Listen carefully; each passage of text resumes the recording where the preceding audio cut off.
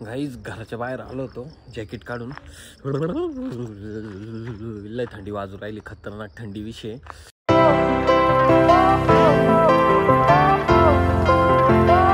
हे guys, welcome to my new vlog. Guys finally तुमचा भाऊ नंदुरबार वरतून घरी आलेला आहे. घरी म्हणजे नाशिक मध्ये आलेला आहे. आणि सकाळी सकाळी आता आपल्याला काम लागून गेलेले आहे. कारण आता आपल्याला सर्वात पहिले जायचंय कुठं माहितीये का? पाथर्डी फाट्याला. पाथर्डी फाट्याला म्हणजे सतीश साहेबांना आपल्याला सोडायचंय तिथं. आणि त्यानंतर तुमचा भाऊ जाणार आहे कुठं? डायरेक्टली गोंद्याला. गोंद्याला आपल्याला आज एका कंपनीमध्ये जायचंय गाईज.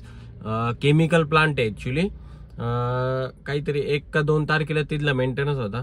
बट आपण नंदुरबारला अडकल्यामुळं आपलं काही झालं नाही. ते नंदुरबारचा जेवढं पण रूट होता, एक तर 3-4 दिवसाचा रूट होता, तो एवढा जाम होऊन गेलो होतो.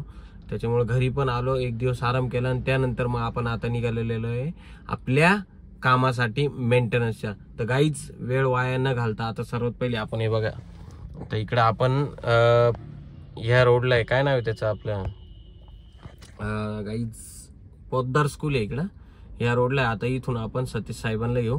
त्यांना पाथर्डी फाट्याला सोडायचंय. त्यांची गाडी काहीतरी सर्व्हिसिंगला वगैरे दिलेली आहे. गाईज आता आपण आहे ना सतीश साहेबांच्या बिल्डिंग खाली आलेलो आहे. बघा ही बिल्डिंग आहे.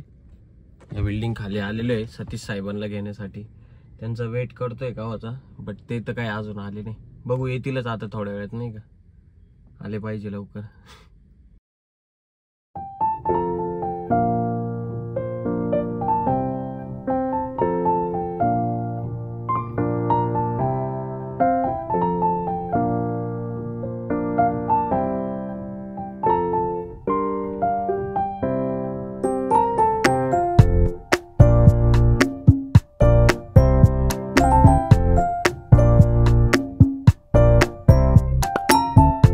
गाईज आपण आहे ना आता फायनली कंपनीमध्ये पोहोचलेलो आहे.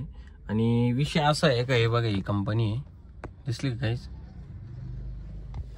ही कंपनी आहे. तर इथं आपण आहे ना मोबाईल घेऊन नाही जाऊ शकत. ऍक्च्युली केमिकल प्लांट आहे त्याच्यामुळं. तर आपल्याला मोबाईल गाडीतच ठेवावा लागेल. आणि तुम्हाला पण कंपनीमधलं काही दाखवता येणार नाही मला. गाईज फायनली आता आपलं जे काही काम होतं दिवसभरात ते सगळं काम झालेलं आहे. आणि तुमचा भाऊ आता आलेला आहे आपली बसंती लावायला. हे बघा आता इथं बसंती लावली आहे. कारण काय, त्या कंपनीमध्ये नेमकं आहे ना मोबाईल अलाउड नाही गाईज. तर मोबाईल आपला बॅगीतच होता, बॅगीत म्हणतो गाडीतच होता. तर आता गाईज ही आपली बसंती लावू इथं. आणि त्यानंतर आपल्या छोट्या बसंतीवर जाऊ आपण आपल्या घरी. गाईज जस्ट नाव आत्ताशी आपण घरी आलेलो आहे, विचार करा. आणि आज नेमका तुमच्या भावाला उपास होता, त्याच्यामुळं सकाळपासून काहीच खाल्लेलं नाही माहिती. म्हणजे फराळाचं सुद्धा नाही खाल्लेलं आहे. फक्त सकाळी आय थिंक मी चहा पिऊन गेलो होतो. फक्त चहा पिला एकदा घरी, आणि त्यानंतर कंपनीमध्ये एकदा चहा पिला, बस. आता बघू, पप्पा पण येतील माझ्या अंदाजे काहीतरी 8-8:30 पर्यंत येतील. म्हणजे आपल्याला कसं काहीतरी समोसे घेऊन येतील, नाही का? मग तेव्हाच आपण मस्त उपास वगैरे सोडू.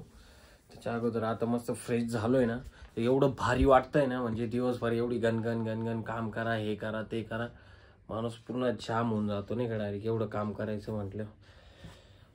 आणि त्याच्यात नेमकं आता उद्या बसंती पण जाणार आहे सर्व्हिसिंगला. आता नेमकी ट्रेनिंग वगैरे आहे वाटतं. आय थिंक 2 वर्षे ट्रेनिंगचे, बट अजून सांगू नाही शकत आहे किंवा नाही आहे, नाही का? घरात तर स्वयंपाक वगैरे बनलेला आहे ऍक्च्युली, बट आता जेवण नाही करणार आपण. थोडं मस्त रिलॅक्स होणं का, थोडं असं पडू. असं जर पडलं ना, कंबर बिंबर सगळं मस्त व्यवस्थित होऊन जाईल माझं. गाईज जेवण करून आहे ना सहज अशी चक्कर मारण्यासाठी बाहेर पडलो होतो. एवढी खतरनाक थंडी पडती ना गाईज, एकदम प्रमाणाच्या बाहेर. म्हणजे पुऱ्या नाशिक जिल्ह्यामध्ये ना एवढी थंडी नसेल ना, तेवढी थंडी ना नाशिक जिल्ह्यातल्या एका कोपऱ्यात आहे, म्हणजे फक्त देवळाली कॅम्पमध्ये. आणि अजून तर गाईज काहीच नाही. आता चंपाषष्ठी येणार आहे 26 तारखेला, तेव्हा तेवढी खतरनाक हे राहणार आहे ना थंडी. कारण यात्रा राहते चंपाषष्ठी म्हणजे खंडोबा टेकडीची. ते काहीच खतरनाक एकदम थंडी व्हायला लागले मला. जातो घरी पळून, जाऊ दे. गाईज घराच्या बाहेर आलो होतो जॅकेट काढून. लय थंडी वाजू राहिली, खतरनाक थंडी विषय.